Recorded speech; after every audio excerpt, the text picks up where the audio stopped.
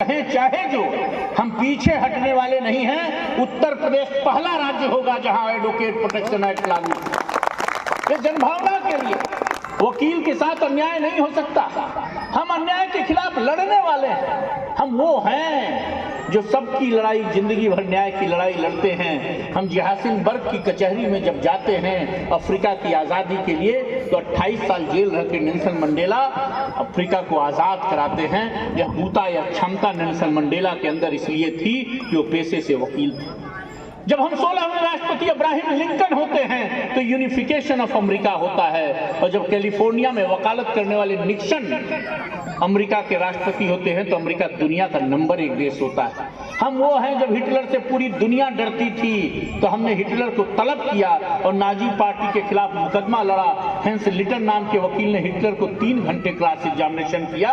हम न डरने वाली कौम। हम वो हैं कि क्यूबा के एक सामान्य वकील फिडेल कास्ट्रो जो हवाना यूनिवर्सिटी से पढ़ के ला की पढ़ाई, छोटा सा चेंबर बनाए और सरकार ने उनकी बिजली काट दी। और बिजली जब काट दी तो सड़क पर आ गए तो बसिस्ता के रास्तन को उखाड़ फेंका। हमारे अंदर वो क्षमता है, हम बदल करते हैं, हम न्याय के लिए लड़ते हैं, अन्याय के खिलाफ लड़ते हैं, कमजोर लोगों की लड़ाई लड़ते हैं। और ये वकील का मूल स्वभाव है। यहीं परवेज मुशर्रफ थे 2007 में, इफ्तिकार चौधरी को बर्खास्त कर दिया, चीफ जस्टिस थे। कौन बोलेगा तानाशाह के खिलाफ? 80,000 वकील इस्लामाबाद की सड़कों पर 9 मार्च 2007 को आ गया और कहा, ए परवेज मुशर्रफ, इस चीफ जस्टिस को भी बहाल करो और पाकिस्तान में लोकतंत्र भी बहाल करो। यह क्षमता, यह बूता सिर्फ काले कोट की बिरादरी के अंदर है, ये मैं कहना चाहता हूं। और हिंदुस्तान में भी आपको पता है कि हम दान मांगकर बनारस हिंदू विश्वविद्यालय बनाने वाले मदन मोहन मालवीय हैं।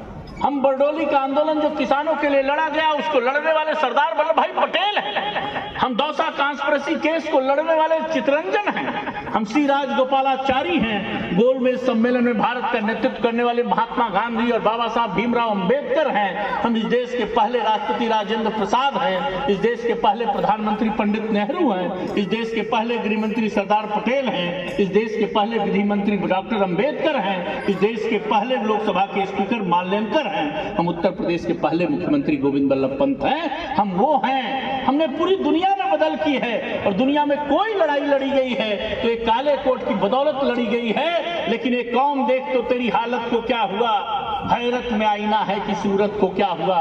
जिसने बड़े बड़ों के थे छक्के छुड़ा दिए, उसी सूरवीर कौम की हिम्मत को क्या हुआ, उसी सूरवीर कौम की हिम्मत को। नौजवान साथियों को निराश होने की जरूरत नहीं है। अभी 50 साल मनाए हैं इंदिरा गांधी की इमरजेंसी जब इस देश में लगी तो जजेस की हिम्मत नहीं थी, आईएएस की हिम्मत नहीं थी, डॉक्टर की हिम्मत नहीं थी, इंजीनियर की हिम्मत नहीं थी, नौकरी करने वाले की हिम्मत नहीं थी, प्रोफेसर की हिम्मत नहीं थी। और इवन सुप्रीम कोर्ट के चीफ जस्टिस की सीनियरिटी बदल दी इंदिरा गांधी ने, कोई आवाज नहीं उठाया। लेकिन पीएन लेखी जेल गए, रविशंकर प्रसाद जेल गए, अरुण जेटली जेल गए, जेठमलानी पर मीसा लगा, और पालकी वाला ने इंदिरा गांधी को अपने दरवाजे से लौटा दिया कि तुम्हारा मुकदमा नहीं लड़ेंगे।